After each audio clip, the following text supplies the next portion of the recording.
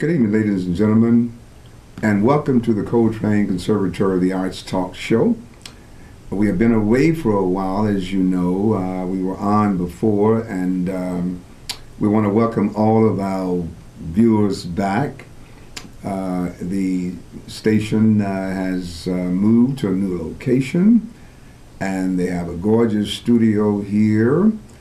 It's very beautiful, as well as very comfortable with the atmosphere, the coolness of the air conditioner, and that type of thing. So let me just kind of bring you all up on what we're all about. Those of you who were with us last season, so to speak, you know exactly what we're all about, but there are many people who may not know what we're all about. And the Coltrane Conservatory of the Arts is a music school and math and English tutoring school. Now we have a number of programs that are going on. We are a non-for-profit, and up to this point we are totally and solely funded. You might say in-house funded. And so this is something that we're very proud of. We were established in July 12th, 2013, and we will have our third year anniversary in just a few days here. Excuse me. We run a real tight ship over at the facility, and we're busy throughout the entire day, 6 days a week.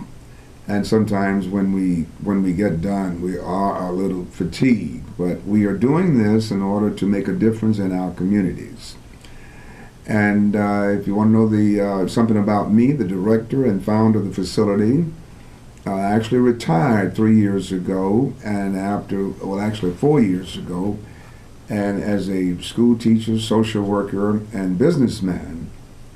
And I got kind of tired of hearing so much going on and not doing anything about it. I felt that, we can talk about the problems so much and prognosticate about different things, but when it comes down to taking action, very few people are standing up to take action. In fact, a lot of people are almost in the way to cause blockades and whatnot. So, let alone standing up and trying to make a difference. And so we decided that we would come out of retirement, spend probably my last money to open up this facility and purchase all of the equipment and whatnot to do it with. And I don't regret it one bit, because if we don't get this job done, it's not going to be done. I mean, we can talk and complain and do things all day and all night and for weeks and months at end. If we don't get it done, it's not going to be done. It's really just that simple. I mean, if you think about it, the fact of the matter is, anytime you dig yourself into a hole, you really got to get yourself out of that hole. It's not somebody else who's going to do that for you. You may be able to get some assistance, some little assistance from time to time, but for the most part, you're going to have to dig yourself out of that hole. And that's what we are doing. That's what we're helping to do here at the Coltrane Conservatory of the Arts, is to dig ourselves out of this hole. And we are located at 6353 South Cottage Grove, right in the heart of the South Side, right next to the historical ballroom, which is called the Grand Ballroom, and this building that we're in, we're in the same building, but that building has a lot of history in it. People like Louis Armstrong, Earl Hines, and people of that nature, that kind, have performed there. And so this is a very historical building that we're in. We're right across the street from the Social Security office.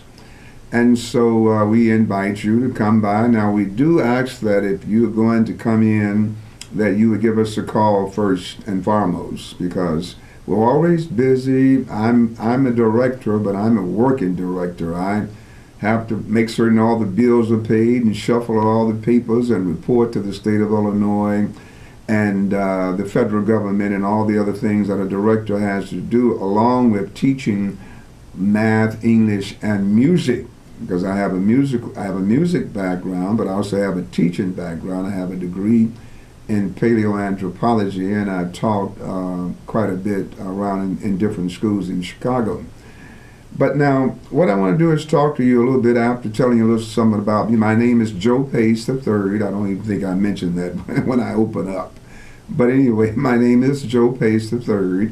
And if I have any friends out there who are watching and who know me, just give us a call. We'll get back to you. My assistant will take the information down from you. Now, the first thing I want to talk about is our free drumming program. This program, ladies and gentlemen, was designed specifically to allow young people in our community to have something of value to say yes to. And it's a program in which we're very proud of. We have a professional drum instructor who's been with us for almost 3 years. His name is Baba Mel, we call him, but his full name is Melvin Lindsay. And Melvin, if you are listening, thank you for all your service up to this point. Now, the thing is, we have drums there. You don't even need to have a drum. We have lots of drums. And you come in there on Saturday morning from 10:30 to 12:30, 2 solid hours. We used to have a registration fee associated with that. We took it off because many people were coming and saying that they could, and it was so small, believe me when I tell you, it was probably not too much more than you'd pay for a couple of people at McDonald's. But we took it off so that people would not have any problems bringing their children, their grandchildren, their nieces and nephews, and they themselves sometimes will come out, because all of us need something to value, to get involved with, And so we invite all of you all, especially those of you who have children and grandchildren, to get them over there on Saturday morning from 10:30 until 12:30 every Saturday morning, and get involved. Give them something to say yes to, something of value, to get them off the streets and out of the peril and chaos of any street that you go up and down. I had one of our instructors. And he may be watching. We are certainly praying for Lionel Don, our reed and guitar instructor. One of his nieces was actually shot and killed. Someone shot through the window. This happened over the weekend. We were recording some songs that we were recording at this time, and you could see he was very distraught from getting the news on that same day that his niece had passed away from a shot. Someone shot through the window or something of that nature. So these things are very close to all of us. We either know someone or something has happened in our families and so forth and so on. So that's why this program is so important, because it gives young people an opportunity to come in and learn how to play an instrument, no fee whatsoever, and to get off these streets and get involved with something valuable. And not only that, but our first priority here at the Coltrane Conservatory of the Arts is mentoring. That's what we're all about. We don't preach it. We don't preach this, that, and the other. But we conduct ourselves in such a way. It is a very wholesome environment there at our facility. There is no profanity of anything of that type carrying on. In fact, many people bring their children there and drop them off and come back and pick them up later. We have to remind them sometimes that some of them are too small to leave, and we're not early childhood specialists. But when they're old enough, and that is to say 8, 9 years old, we allow them to do that. And they have no problem doing it. They actually don't. They just know that when they walk into the Coltrane Conservatory of the Arts, that it is a good, wholesome, safe environment. And they said, well, I'll just leave them here and I'll come back later. And so we're proud of that, that people can pick up and feel the atmosphere of positivism, of care, and of love when they walk in our facility. Now, so those of you who do have children and you have grandchildren already, and if you want to come out on Saturday and get involved, get out of the house and work up adrenaline, get yourself going, then do that. You're perfectly welcome to come out. We do have some adults who sit right in with their children and grandchildren. And so that program, we're really going to ask you to certainly keep it in mind. It is for you. It is specifically for you. And we want you to get this information off of the screen here, off of the monitor, and keep it in mind. Now you can see there that it's free, and you do learn to play the drums. It's every Saturday from 10:30 to 12:30, and we're located at 6353 South Cottage Grove. And so we're going to be looking for you, and if you need more information on these programs, you can call us at 773-891-1875. Let me give you that again. In fact, go get your pencil and some paper and write this information down. Free, learn to play the hand drums every Saturday from 10:30 to 12:30, right there at 6353 South Cottage Grove, right across the street from the Social Security office. Okay, now that said, we're going to continue, and I want you to be aware that our music school, which is, of course, we teach all the instruments. We don't just teach drums there, we teach all the instruments, Wait, I better take that back. We don't teach the string instruments. We teach all the band instruments. We teach flute, saxophone, drum, piano. We teach piano and trumpet and instruments of that type. Now, when you come there, if you want more information about these programs here, and one of the reasons that I founded this school is so that we would at least partially bridge the gap between a lack of the arts in the school system, public school system. And I'm a former public school teacher, and so one of the big things that we are trying to do is to fill in that gap, that huge gap that's been left from hardly any of the arts left in the schools. This is really shameful that people would put so little emphasis on the arts and not understand how important they are to the holistic education of our children. But they've done that, and so that's one of the main reasons that we established this school, was to help to bridge that huge gap that's been left. And so we teach all the instruments. You can see for yourself here, if you can read that. I hope that you all can see it. It will allow you to see what we're doing there. And for the most part, if you look at all those instruments up there, you see the guitar, you see the saxophone, you see the piano, you see the drums.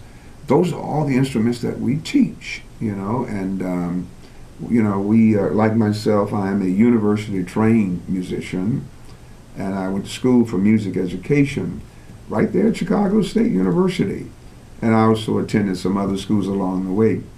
But we do all of our training is one-on-one, you know, and this is something that you don't get a lot. I see a lot of the schools around, and they teach music, but the first thing about it, nobody can afford what they do because it's just outlandish.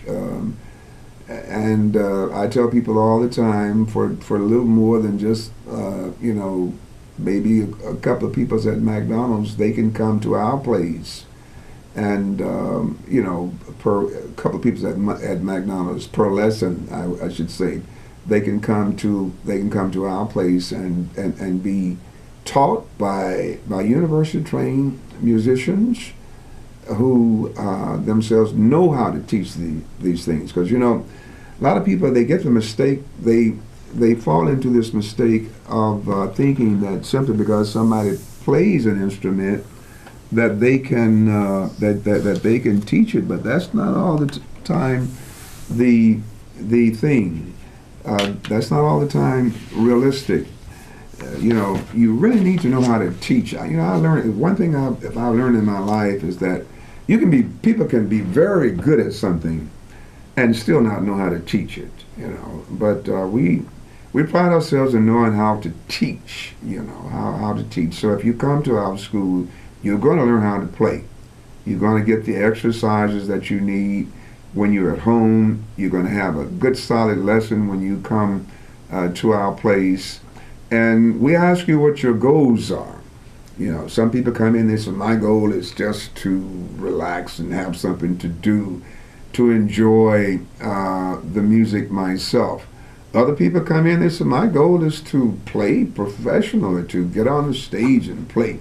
And then others come in and say, my goal is just to get out of the house and learn something. I want to just keep learning. And we get older people as well as younger people. We start off at 8 years old and we go up from there. It's not like we have any ceiling. We have people, I can say probably safely in our school from 8 to 80 easily. I can say that because that is a fact. And maybe even a little higher than that if you want to know the truth, but I don't know. We really don't get into asking people too much about that kind of thing. But the bottom line, though, is this is all here for you, okay? And I don't know, I'm not sure if there's anything else on the South Side quite like we are.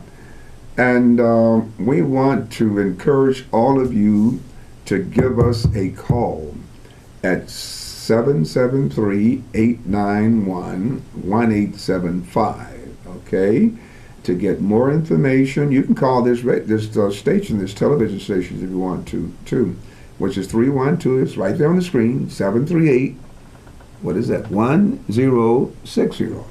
Okay, you can call the station if you would like to, and you can get more information, all right? Now, lastly, I want to talk to you about something here that is extremely important, okay? And I think that you are going to really understand where I'm coming from. Now, as a former school, and I am a former school teacher, I teach now. So, but as a school teacher for all of my life, okay, which most of my life anyway, since 1975, much of my adult life, I'll put it like that. I have been teaching and different subjects, and then I teach for a while. I go work for. I used to work for MCI, and I worked for MetLife in the insurance and investment business.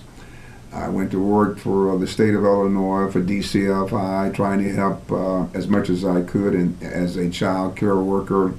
And then finally I got back to doing some other things, and now I'm into this right here. But I've been teaching or working with children in some capacity all my life.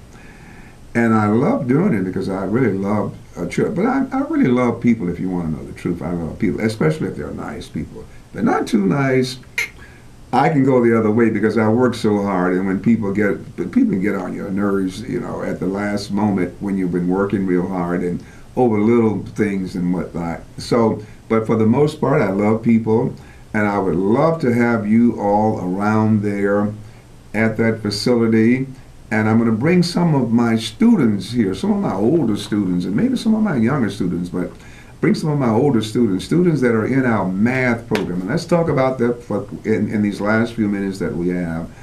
Students that are in our math and English program, students who had been out of school for 50, 60, sometimes 70 years, saying, okay, I just want to come back because I never quite understood how you change decimals into fractions and fractions into decimals.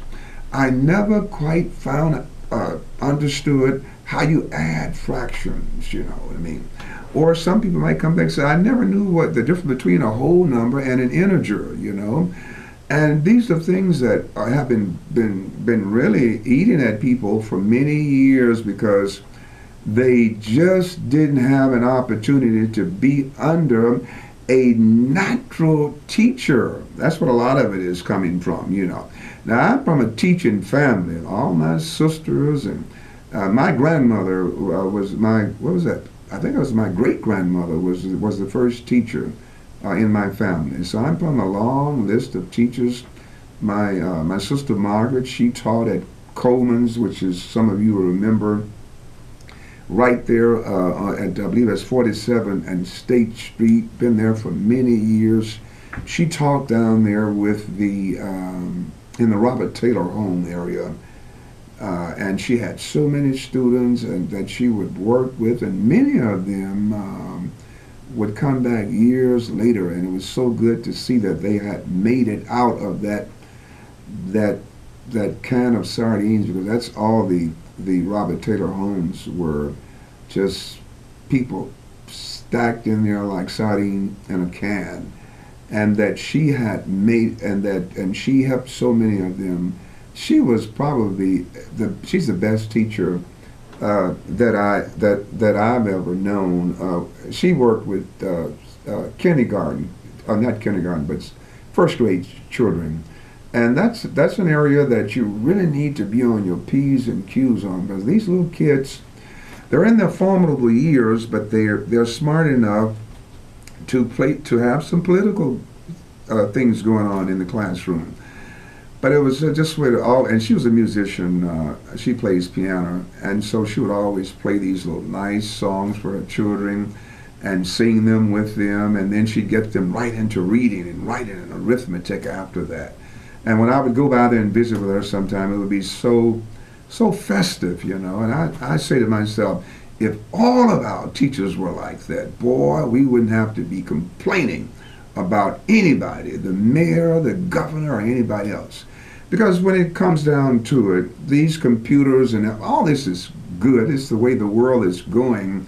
But I don't need a computer to teach a student that you don't talk about. If you're talking about apples in a paragraph, you don't suddenly in that same paragraph start talking about airplanes. I don't need a computer to do that, you know. I don't need a computer to show my kids how you multiply simple fractions, okay? I don't need a computer for that. I don't need a computer for a lot of these things. And people are putting too much emphasis on the fact that there's a lack of this, that, and the other in the classroom, and not enough emphasis on what resources are available. And in any school, the most important resource is the school teacher, and not just somebody with a whole bunch of information, but somebody who's willing and who understands how to impart that information to others. And that's the big thing that we need to continue thinking about and having our minds on. Now, if I'm not mistaken, how much time do I have? I got somebody around here. Oh, somebody, I see a big, okay, then it's time for me to wrap it up, ladies and gentlemen. So listen, it's been a wonderful time with you. This is our first time back.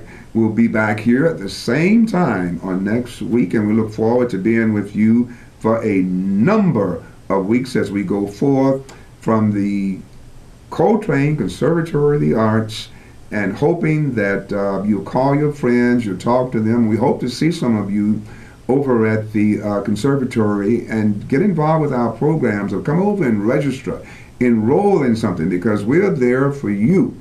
That's why we have established, that's why I came out of retirement, in order to do this for you. And so we'll be expecting you. And once again, my name is Joe Pace III, and we look forward to seeing you on next week. Thank you very much, and peace be unto all of you. And I always like to say, winter always turns to spring. Thank you. Bye.